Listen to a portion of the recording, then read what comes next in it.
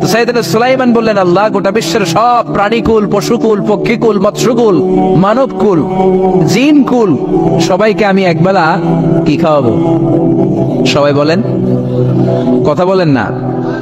Lunch খাওয়াবো, দুপুরের খাবার। সবাই বলেন, কি খাওয়াবে? দুপুরের খাবার খাওয়াবো। আল্লাহ বললেন, no, it's not your duty man, it's not your job.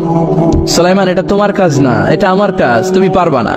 সাইয়েদনা Sulaiman বললেন, আল্লাহ, লেট মি ট্রাই, আমার একটু চেষ্টা করতে দেন না। আমার মনে বড় শখ, গোটা বিশ্বের বাদশা আমারে বানায় দিলেন, গোটা বিশ্বের প্রেসিডেন্ট করে আপনি আমাকে সিলেক্ট করলেন। আমি যদি একবেলা সবারে মেহমানদারি করাইতে পারতাম, আমার কলিজাটা ঠান্ডা হয়ে যেত। সুলাইমান আলাইহিস সালাম জোরাজুরি করতে শুরু করলেন, আল্লাহ রাজি হয় না, সুলাইমান নবীও ছাড়েন না। পরে সুলাইমান আলাইহিস সালামের জোরাজুরির কারণে আল্লাহ বললেন, ওকে, ট্রাই করে দেখো পারো কিনা।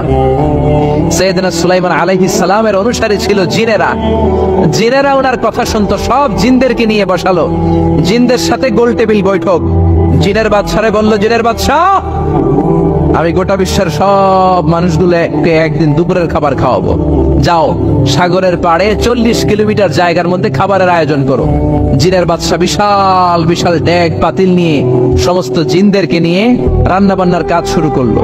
আফ্রিকার জঙ্গল থেকে আস্ত আস্ত গরুগুলোকে এনে ফ্রাই করতে আরম্ভ করলো, হরিণগুলোকে রোস্ট করতে আরম্ভ করলো, সাগরের তিমি মাছগুলোকে ভুনা করতে শুরু করলো, আকাশের বড় বড় পাখিগুলোকে রোস্ট করতে শুরু করলো। 40 কিলোমিটার ব্যাপী জায়গা নিয়ে